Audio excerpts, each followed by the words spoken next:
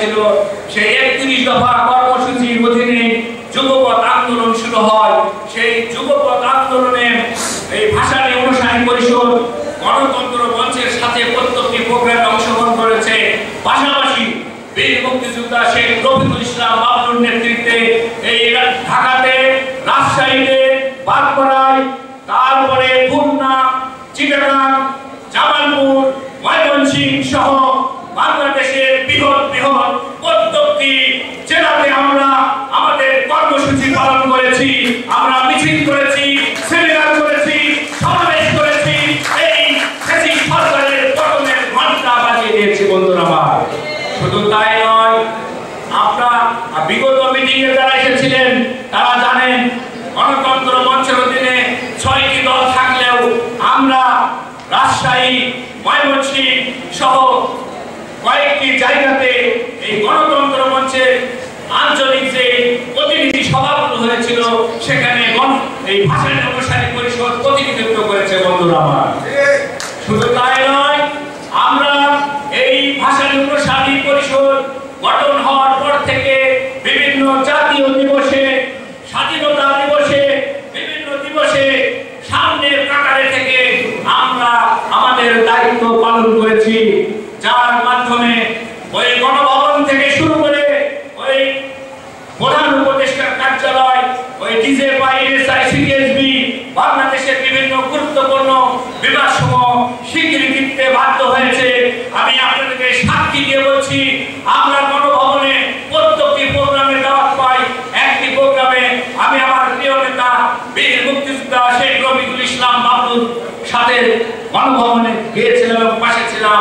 বাংলাদেশের বর্তমান প্রেসিডেন্ট, বঙ্গভবনে বর্তমান প্রেসিডেন্ট, তিনি আমাদের প্রিয় নেতা রফিকুল ইসলাম বাবলুকে কাছে রেখে বললেন যে বাংলাদেশে এই সময়ে প্রত্যেকটি আন্দোলনের সংগ্রামে আপনি যে ভূমিকা রাখছেন তার জন্য আপনাকে আমি সাধুবাদ এবং সালাম জানাই। আমি মনে করি বাংলাদেশে বর্তমান যিনি প্রেসিডেন্ট, উনি যেই দলেরই হোক, যারই হোক না কেন, উনি তো বাংলাদেশের প্রেসিডেন্ট। উনার মুখ থেকে স্বীকৃতি পাওয়া ভাসানী অনুসারী পরিষদের একটি যুগান্তকারী ঘটনা বলে আমি মনে করি। প্রিয় সাথী বন্ধুগণ, শুধু তাই নয়, এই বর্তমান যিনি প্রধান উপদেষ্টা, আপনারা জানেন ফ্যাসিস্ট সরকারের সময় ওনার বিরুদ্ধে একের পর এক মিথ্যা মামলা হচ্ছিল। ওনাকে বিভিন্ন সময় জেলখানায় নেওয়ার পরিকল্পনা হচ্ছিল।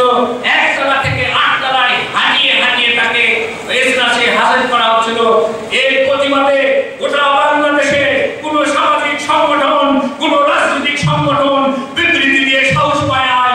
একমাত্র ভাসানী অনুসারী পরিষদ রাজপথে দাঁড়িয়ে এই প্রধান উপদেষ্টা, তৎকালীন বর্তমান প্রধান উপদেষ্টা, তৎকালীন গ্রামীণ ব্যাংকের অপসারিত চেয়ারম্যান, যখন তার কোনো বাংলাদেশে তাকে কোনো অবস্থানে রাখা হয় নাই, অসহায় অবস্থায় ছিলেন, সেই সময় বীর মুক্তিযোদ্ধা শেখ রফিকুল ইসলাম বাবলুর নেতৃত্বে ভাসানী অনুসারী পরিষদ এই প্রেস ক্লাবের সামনে দাঁড়িয়ে এই ফ্যাসিস্ট হাসিনার বিরুদ্ধে প্রতিবাদ করেছিল।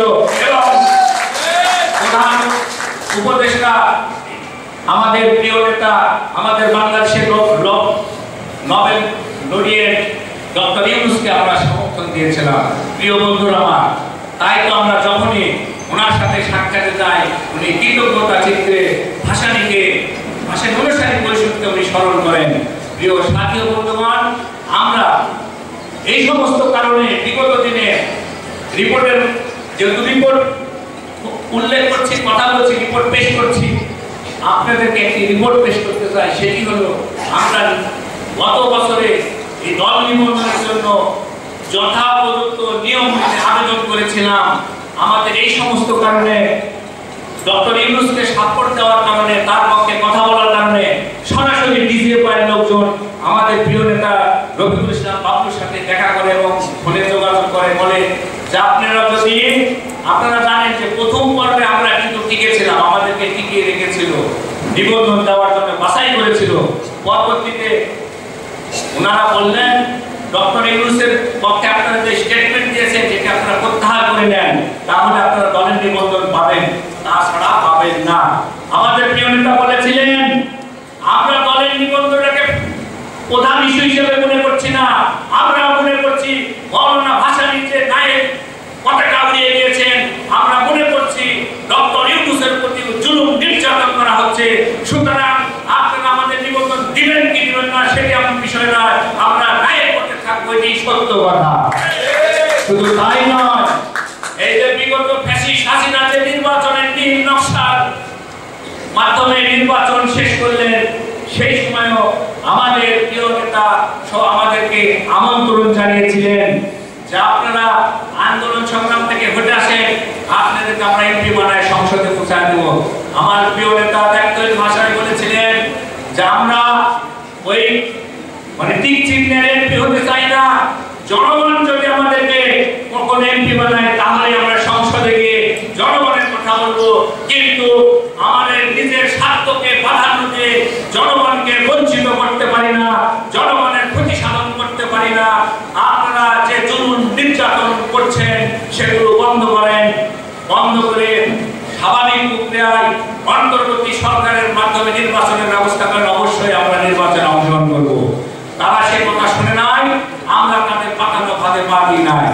আমাদের অনেক অর্জন আছে, আমাদের অনেক ব্যর্থতা আছে, এর মাঝে আজকে আমরা এই পর্যায়ে পৌঁছেছি। ইতিমধ্যে আপনারা শুনেছেন আমাদের দলের নাম পরিবর্তনের কথা এসেছে। প্রিয় সাথী ও বন্ধুগণ, যেহেতু আমার নেতা শেখ রফিকুল ইসলাম বাবলুর সাথে আমি বিভিন্ন অফিস আদালতে রাজনৈতিক মিটিংয়ে সমাবেশে গিয়েছি, প্রত্যেকটি জায়গায় সবাই একই কথা বলে, আপনারা মৌলানা ভাসানীর আদর্শ বাস্তবায়ন করবেন, ঠিক আছে, কিন্তু ভাসানী অনুষ্ঠানিক পরিষদের সামাজিক সংগঠনের নামে রাজনৈতিক দল হতে পারে না। সুতরাং আপনারা নাম পরিবর্তন করে একটি আকর্ষণীয় নাম উপস্থাপন করেন, এতে আপনাদের দলের গ্রহণযোগ্যতা বাড়বে, আপনারা শক্তি পাবেন, আপনাদের ভালো লাগবে। এই কারণে আমরা একাধিকবার মিনিমাম 20 বার আমরা তারা আমরা নীতি নির্ধারণের কাছে আমরা মিটিং করেছি, বিভিন্ন রকম নামে শর্ট লিস্ট করেছি, 15টা 20টা, সেখানে বাছাই করতে করতে অধিকাংশের মতের ভিত্তিতে আমাদের এই ভাষা নিয়ে জনশক্তি পার্টি একটি বিপ্লবী নাম আমরা প্রস্তাব আকারে নিয়ে এসেছি।